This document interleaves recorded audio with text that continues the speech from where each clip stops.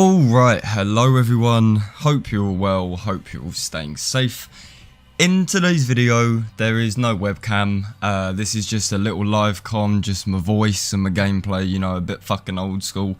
And I wanted to show off a little game which a lot of people have recommended to me, and especially on my Discord server, I've had quite a few suggestions to make a video on this game. Now, I say game, I wouldn't even call it a game. It's called Space Engine. You know, emphasis on the engine part. It isn't a game, it's a game engine. So obviously, if you're familiar with this channel, then you know that I make No Man's Sky videos, and No Man's Sky is obviously a game about procedurally generated planets, exploring a vast universe of infinite possibilities and so forth. There is a game in No Man's Sky. It isn't just a ambient kind of looking at cool shit flying around the universe sort of thing. You know, there's gameplay, there's multiplayer, there's customization, you know, shit like that. Space Engine is like No Man's Sky, but without the game. It is quite literally an engine that could, I suppose, be used for a real game. But at its kind of, you know, current state, it is an infinite, procedurally generated simulation of the universe. But unlike No Man's Sky, I believe the planets and the stars and everything are real. Obviously, the surface of them are procedurally generated, but here you can see we have Earth's moon, and this is the moon, you know, this is the real moon, and it looks good. It looks so fucking good, crazy good. So Space Engine has a feature as well where you can fly down to planet surfaces, and if I can get the camera just right, it seems to be a little bit iffy. You can see you have kind of like a surface of a planet, and you can sort of fly around it. All around the surface of the moon. This is the moon, right? It doesn't look like the best quality. If you go down further enough, it kind of pops in. You've got some nice terrain tessellation, but for the most part, you know, we're dealing with kind of iffy landscapes. But this is the moon. This is our moon, you know, and you can fly around it.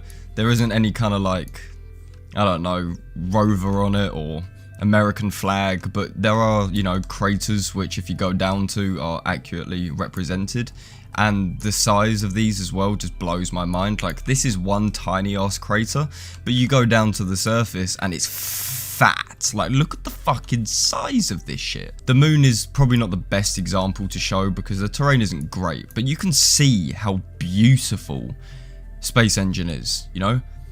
Like, this looks good. So good.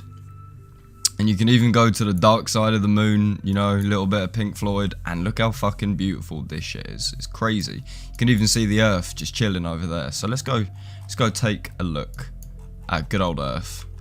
Because you gotta fucking love her. You gotta love her, look at her.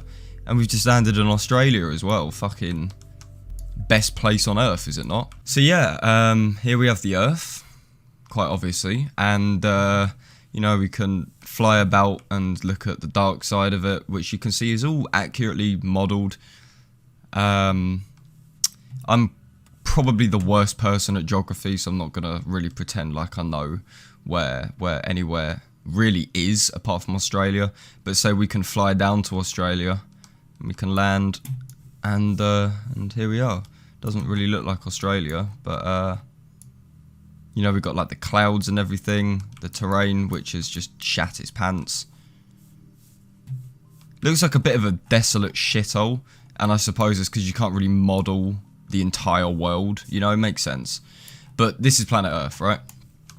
You even got the fucking northern lights. I never noticed that. That is beautiful. Holy shit. But the thing about Space Engine, which I think a lot of people have said in, like, you know, their Steam reviews and shit like that, is the fact that Space Engine really puts into perspective how tiny we are. And, you know, No Man's Sky does this as well. It's a big game. 18 quintillion planets. Pretty much near infinite. But with No Man's Sky, you know, it's kind of separated from reality. You don't find planet Earth. Planet Earth doesn't look like this, you know?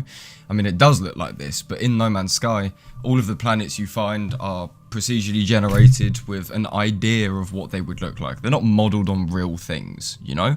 So yeah, you do get a a size of scope from No Man's Sky, but the fact that the planets aren't real and you can't find, you know, Earth and the Moon and Saturn and Mars and all that shit, at least to me, makes it seem a little less personal. Like, it's still big, don't get me wrong, it's massive, but seeing Earth as it is, knowing that, you know, we're just fucking chilling, we're chilling on this big ass planet, a big fucking ball of rock that's just elevated in space, which in itself I still can't understand how a ball can just sit in like this big void of nothing. You know, how does that work? Like, I don't... Oh, it fucks my head up. But yeah, Space Engine is very renowned for basically giving you an existential crisis, right? So we have planet Earth, you know, you can see she's pretty big. She's a big old planet. But you can zoom out, you know, and gradually the Earth gets smaller. You can see the moon passing by. You can speed it up a little bit as well. And they just become little balls of light. You can see we're flying past another planet there. Here's the sun. Another planet, and you can keep scrolling and scrolling, going a bit faster until even the sun is just another ball of light, and you can keep fucking going, and then all of these big balls of light, like that, there she is, that's the sun right there, or just about there, and she's gone, you know, and you can just keep zooming, and zoom in, and zoom in, keep zooming some more. Bearing in mind, you know, all of these fucking balls of light are stars, you know, with potential planets orbiting around them, and you can just keep going and going and going. And eventually, you reach the point where the Milky Way is visible, you know, here's the Milky Way. Fucking big old ball of nothingness, you know, here's the Milky Way. And you can scroll out, and bearing in mind, you know, this is the fucking Milky Way, this is our galaxy, right? Think how many stars alone you can see here. What the fuck is that? That looks sick. Whoa! Okay. But yeah, if you zoom out far enough, then the Milky Way just becomes another ball of nothingness, and you can keep going and going, and these are all galaxies, you know? These are all fucking galaxies. And I don't know if you ever hit a point in Space Engine where, you know, you fly out of the universe. I don't know if that's possible. We're going at 326 million light years a second. And these are all fucking galaxies. And think how big planet Earth looked. You know, we're nothing. We're absolutely nothing. And in every direction you face, it's just infinite galaxies. Galaxies with potential life in them, you know? One ball of light alone is impressive. Like, the size of the Milky Way is something we can't even comprehend. And we think that the Milky Way is like this big don. You know, the Milky Way is like the big fucking ballsy galaxy. It's got a shit ton of girth to it. But then look, it's nothing. I think the best way to describe it is when you go to the beach, you know, and you got sand. The Milky Way is like one grain of sand on a beach, because look, we're still going, we're going all directions. This is just facing one direction as well. We're not going all about. It's like some kind of fucking crazy ass like DMT fucking tunnel shit. It's whack. It fucking blows my mind, like, seriously. So yeah, let's go back to Earth, shall we? And let's take a look at her one more time, because you know, it's a home in this big confusing ray of black nothingness. We do have a planet which we can call home, and the fact I'm even sat here making this video in the first place, you know, boggles my mind.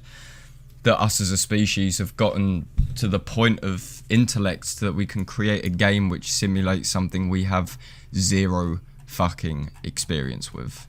How does that work? So yeah, that's the beef with Space Engine. It will destroy your mind. You know, it's so unbelievably big.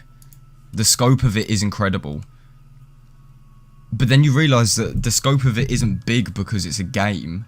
You know, it's not like it's trying to impress you with its size, you know, it's it's real. This is really the size of the fucking universe. Like, hello? How does it... I will never be able to understand it. I will never ever be able to wrap my head around it. Truly, it's impressive. And I know I sound like I'm rambling here and like I've done way too many drugs, but like, we are so small. I'm so small. I'm sat here making videos. Right, I'm on my own, sat in this room on this weird piece of technology, you know, like a monitor with a mouse and keyboard. And to me, right, I get caught up in, oh, I don't know, how much wax I have to put in my hair, or how much vape liquid I can buy with the amount of shit pay I get from work. But then you realise that in the grand scheme of things, it means nothing. It means nothing in the slightest. I know it's so fucking pessimistic. And the thing is, you know, I'm not saying that all of us are pointless, but I'm saying getting caught up in the mundanity of life, it's a given, but sometimes I think you have to stop yourself and remind yourself how small your problems are, you know? But that's difficult to understand when all of this is something that's so out of reach, you know? We're so caught up in small, everyday problems because that's all we have. If we had intergalactic space travel where we could travel between universes, or even galaxies, just galaxies, right? Because there probably is another universe, or at least infinite branching universes. Ties into the whole, you know, alternative timelines, all of that crazy shit, which I'm nowhere near drunk or high enough to get into. But I suppose here, this is the edge of the universe, so that's pretty fucking mad. And then it just goes into nothing. Like, how does that fucking work? It's just nothing. Like, what? It's just galaxies. Like, what happens when you reach the end of the universe, right? What happens then? You know, is there an end to the universe? You know, there's so many theories about it. You know, there's a theory that the universe is essentially like in a constant state of rebirth and death. It's kind of like an elastic band, you know, like you stretch an elastic band to the point where it breaks, or to the point where it gives, and it will go back to the center. So our universe is in a constant cycle of being born and then dying, then being born and dying. And that's why we can't seem to wrap our heads around what existed before, because there wasn't a before. The universe is a constant. The universe has always been here. We just have this linear concept of birth and death. And to us, you know, there has to be a beginning and there has to be an end. You know, this kind of omnipresent idea is it's too big, it's too complicated for our little squishy human brains. We can't fucking wrap our heads around it, and rightly so, because we're nowhere near smart enough to even begin to question it. But yeah, I feel like I just had a massive tangent. I'm really sorry, actually, but like, you have to just look at this and be like, what the fuck? What am I looking at?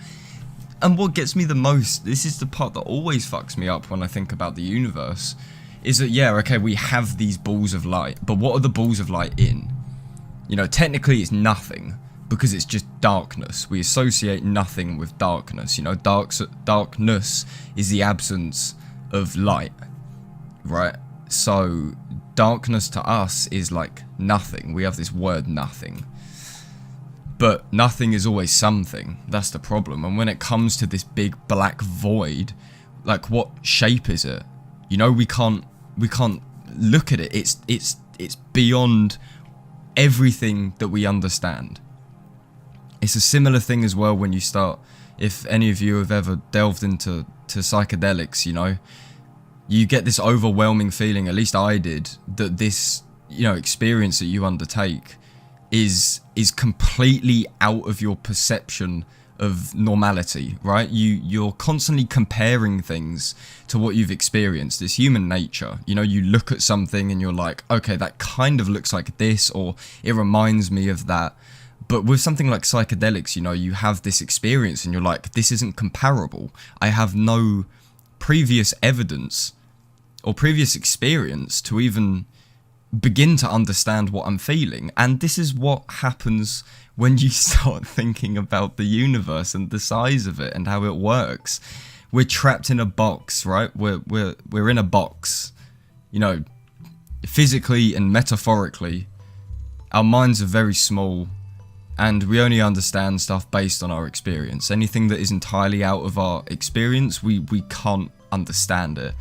So when it comes down to what shape is the universe, we'll never fucking know. Probably we'll never know. But look, that's a galaxy down there, bruv. That's a fucking galaxy. That's galaxy RG015. Right, this is a fucking galaxy, man.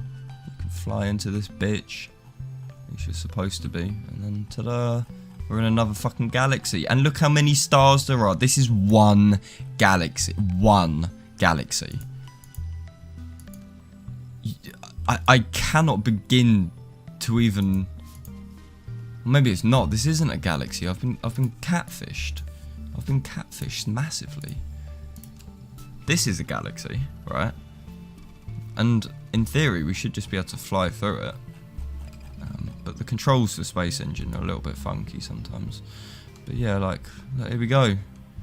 This is a galaxy, right? It looks exactly like the fucking Milky Way, but look at all these balls of light, bruv. Look at these balls of light.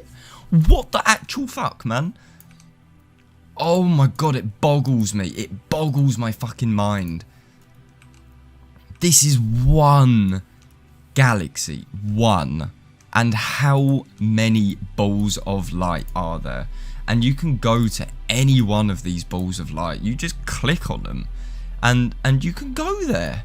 And look, it's just it's an orange hypergiant. I don't know what the fuck that is, but it's fucking impressive. Really, really impressive. You can click on any ball of light you see. Right? And you can go there. I wish I could find like a planet or something, but they're all supergiants and stars and shit, you know? That's a red giant, you know, supergiant, whatever the fuck that is. Subgiant. Like, how do we even know what these are? You know, a yellow dwarf. Like, what's this big ball of red fucking light? What the fuck is that? What is this? Like, what is that? That's just like a cluster. That's just a little cluster. This beautiful, like, nebula. These colours are just... Oh my goodness gracious.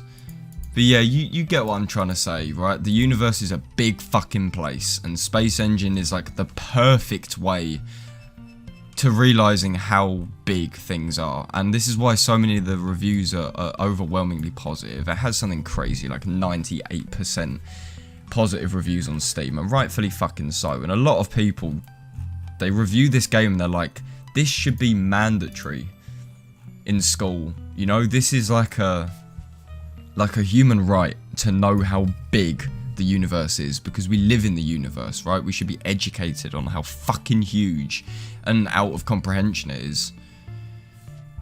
But yeah, you have a little search tool as well, and you can type anything in. I think as well, like if you, I'm not exactly sure how you go back to. I'm not entirely sure. So you got like asteroids, you know, you got planets, stars. If I can find maybe a planet, that might be quite interesting. There you go. So we got Epic 215, whatever the fuck that is. So let's have a look at this.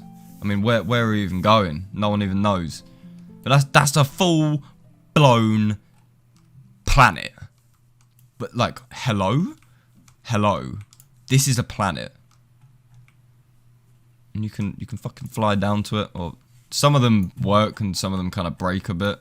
I assume this one's just broken a bit, so we'll have to leave it be. But yeah, like that's fit, you know, that's fit. That's just like it's just like a big bowling ball, you know, like that's nothing. It doesn't like my mind. I can't take it. And here, you know, we have a red dwarf. That's fucking beautiful in itself. Like, holy shit, it's crazy. It's so unbelievably mind-boggling. It just makes me shit my pants. Like, what is that? That looks amazing. Torrid and Super Terror. I don't know what that means, but look, you got all of this stuff, and I'm sure, like, if you're, you know, like a astronomer or even remotely interested in science, this game is for you, because this shit is crazy. And I'm pretty sure these planets are real as well, which just makes things so much more confusing than it should be. Because, like, how do we know what they look like? Are they just procedurally generated? Like, look at all these fucking rock formations here. And the terrain tessellation as well, is beautiful. It's beautiful. My frame rate is shitting its pants, but, like, my god. It's incredible. It is truly incredible. And you could honestly spend hours, you know, just going around this universe, or our universe, you know, until the camera shits itself. But you can, fucking hell, do you want to chill out maybe? But you can do this, right? And like, it's infinite. You don't know what you're going to find. Look, you've even got like a little kind of lava stream going down here. You pop down to that. Boop. It's got a big lake of lava. It's crazy. Absolutely ridiculous. But yeah, guys, space engine, whack. It's just whack. And that's the Andromeda galaxy over there, which in itself, like, I can't even begin to comprehend that. But yeah, Christ, I mean, pick up Space Engine, like, please pick it up. It's so cheap. It will blow your mind. I don't think you'll ever really be able to look at life the same afterwards, but that's the point, you know. It's just amazing. It is truly amazing. I highly encourage you to check it out, please. But yeah, guys, thank you for watching. If you want to see more, let me know. Stay safe, take care, love you all.